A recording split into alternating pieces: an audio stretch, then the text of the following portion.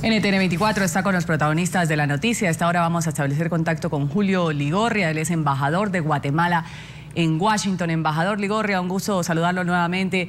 Bienvenido al informativo de NTN 24. Muy buenos días.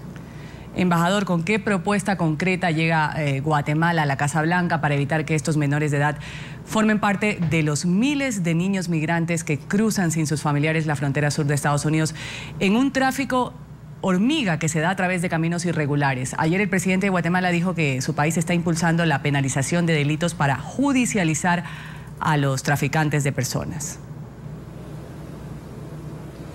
Así es, en efecto. Muchas gracias por la oportunidad de saludar a todo tu público. En Washington el día de ayer hubo una jornada muy intensa donde los presidentes de Guatemala, Otto Pérez Molina, y de Honduras, Juan Orlando Hernández, visitaron con sus cancilleres y sus embajadores acá a la Comisión de Relaciones Exteriores del Senado que preside el senador Bob Menéndez. Visitamos también a la líder demócrata Nancy Pelosi y miembros de la bancada demócrata, y también con el líder de la mayoría republicana, John Boehner, y varios de los congresistas republicanos. Lo que encontramos realmente fue, por un lado, una comprensión desde el punto de vista humano, y por otro lado, una clara y franca disposición a colaborar, pero también a enviar el mensaje de que ellos deben ser muy rigurosos con el cumplimiento de sus leyes. Nosotros esperamos que la jornada del día de hoy en la Casa Blanca, el encuentro con el vicepresidente Biden y el presidente Obama, resulte en una respuesta comprensiva e integral a la problemática de corto plazo, donde realmente ya estamos todos los países implementando protocolos para mejorar y para detener, digamos, la crisis humanitaria. Pero lo que sí se va a insistir es en algo que tanto el presidente Hernández como el presidente Pérez ayer en el Centro de Estudios Estratégicos Internacionales aquí en Washington insistieron. Si de verdad queremos resolver la problemática, tenemos que ir a las raíces del problema y poner esto en el contexto histórico, conocer por qué en estos países nuestros la situación se da. Y han recordado, solamente hace 30 años estábamos en guerra en Centroamérica, y eso en tiempo político es muy corto tiempo.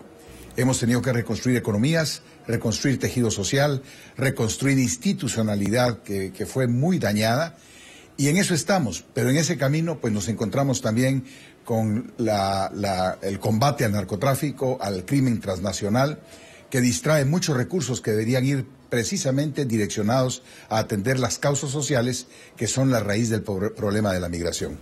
Embajador, ayer los presidentes de Guatemala y de Honduras pidieron a Washington replicar el Plan Colombia en sus países para reforzar de alguna forma la seguridad y desalentar las redes que trafican con niños migrantes. Le pregunto yo por qué esta petición y qué se copiaría de este plan con respecto a la situación infantil.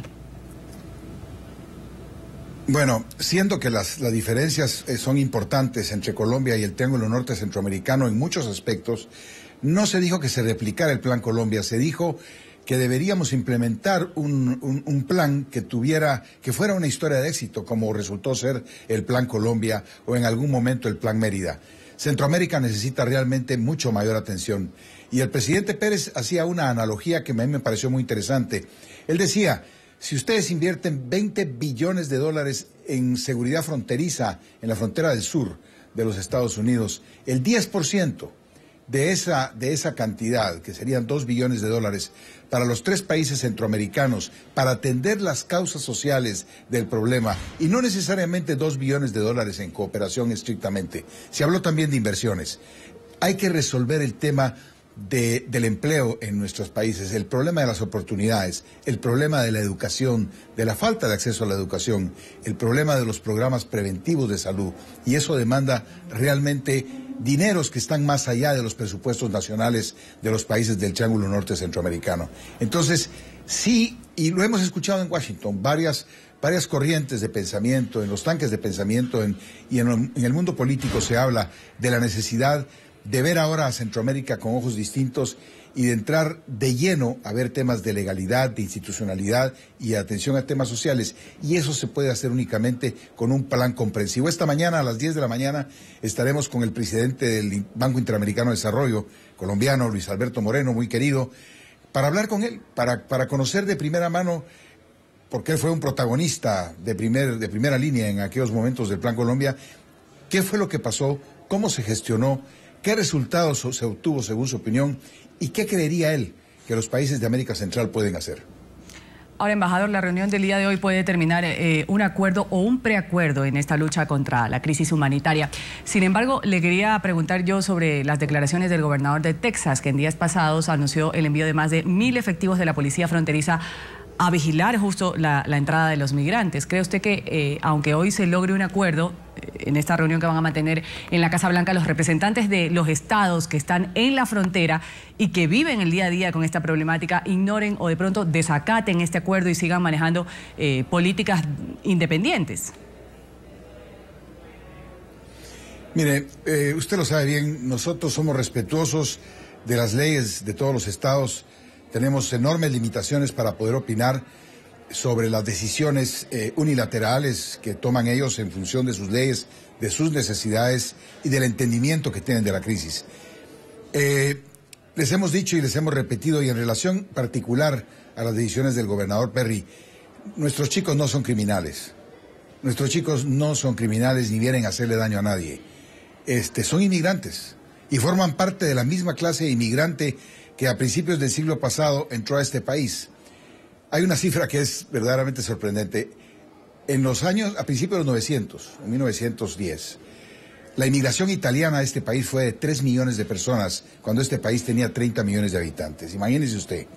Hoy este país supera los 200 millones de habitantes por mucho y vienen 15.000 chicos de Guatemala o 50.000 de Centroamérica. Realmente es una cifra irrisoria. Cuando nos han preguntado, ¿están ustedes listos a recibir sus chicos? Nosotros les decimos, todos los años nacen 400.000 niños en Guatemala y tenemos 6 millones de adolescentes menores de 18 años. Recibir 15.000 niños no representa para nosotros una crisis. Pero sí tenemos que entender que esos niños regresan a circunstancias y condiciones donde el Estado no se alcanza, precisamente por la misma problemática que le estuve describiendo minutos anteriormente.